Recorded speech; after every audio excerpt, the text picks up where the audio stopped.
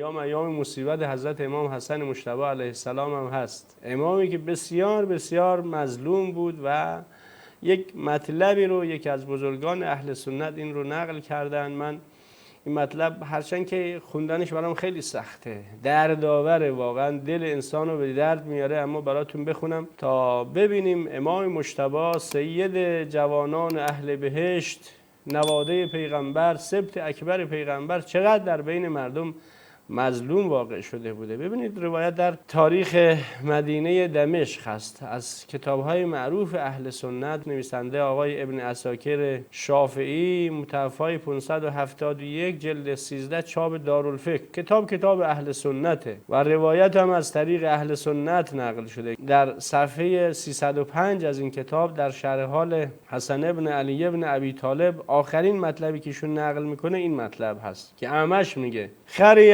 رجل علی قبر الحسن. عذرخواهی میکنم از ساحت حضرت امام مجتبی علیه السلام به خاطر خواندن این روایت رکیک، که ولی خب برای این که چهره زشت و قبیح نواسب رو نشون بدیم و مظلومیت امام مجتبی رو مجبوریم این مطالب رو از کتاب‌های اهل سنت بخوانیم. خری رجل علی قبر الحسن فجن فجعل ینبه کما تنبه الکلاب قال فمات فسمع من قبره یعوی و یصیح.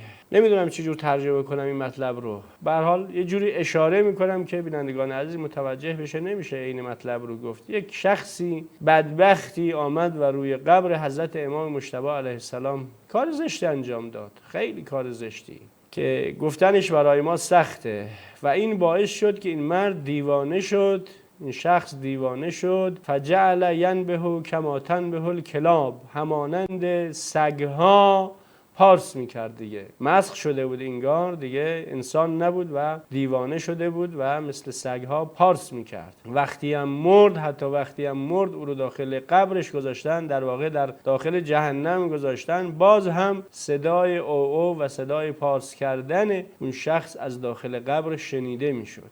حالا کاری نداریم، این بلایی که سر این شخص آمده خب حقش بوده و کمترین حقش، و خداوند در قیامت قطعاً عذاب بسیار دردناکی برای او آماده کرده. اما یک سوال در ذهن من پیش میاد، این سوال نمیدونم برادران عزیز اهل سنت اگر پشت خط آمدن به این سوال من جواب بدن که امام مجتبی علیه السلام چی کار کرده بود که مردم این گونه باهاش دشمنی میکردن؟ به قول امروزی ها چه هزوم تری به مردم فروخته بودن که عده‌ای میمدن این جنایت زشت رو انجام میدادن و این جسارت رو میکردن و این اهانت رو میکردن؟ مگر خداوند در قرآن کریم دستور نداده به نزدیکان پیغمبر محبت کنید؟ قل لا اسألكم علیه اجرا الا المودة فی القربى.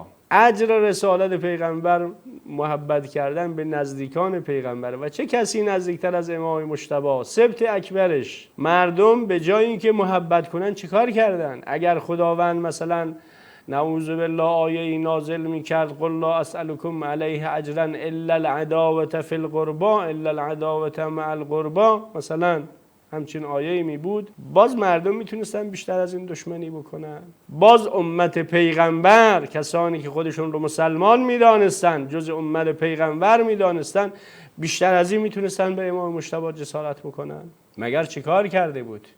یاد اون جمله امام سجاد علیه السلام میفتیم که امام سجاد هم میفرمود اگر پیامبر دستور داده بود با خانواده من دشمنی بکنید، مسلمون ها بیشتر از این نمیتونستن با خانواده پیغمبر دشمنی بکنن. خانواده پیغمبر ناموس پیغمبر رو اسیر کردن، کوچه به کوچه، شهر به شهر گردوندند. اون جنایات و جساراتی که در کوفه و شام انجام شد و اینم جسارتی که به امام مجتبی علیه السلام انجام شده و خیلی دردآوره. من سوالم اینه، این مردم تربیت شده کی بودن؟ پیامبر که امتش رو تربیت نکرده بود با خانوادهش دشمنی بکنن، پیامبر که دستور نداده بود مسلمان ها با خانواده من، با نواده من، با فرزند من این چنین برخورد بکنید و این جسارت ها رو بکنید. پس اینا تربیت شده کی بودن؟ چه کسی امت اسلامی رو به سمتی کشوند، کاری کرد که مسلمان ها به جای محبت با خاندان پیغمبر بیان روی قبر امام مجتبی، روی قبر نواده پیغمبر اون عمل زشت رو انجام بدن؟ من سوال خیلی واضح و روشن، اگر بیننده سنی و از کسانی که معاویه و یزید و اینها رو دوست داره روی خط میاد، دوست دارم به این سوال جواب بده که این افراد رو چه کسی تربیت کرده بود؟ تربیت شده پیامبر که نبودن، تربیت شده امیرالمومنین که نبودن، اینا تربیت شده کی بودن؟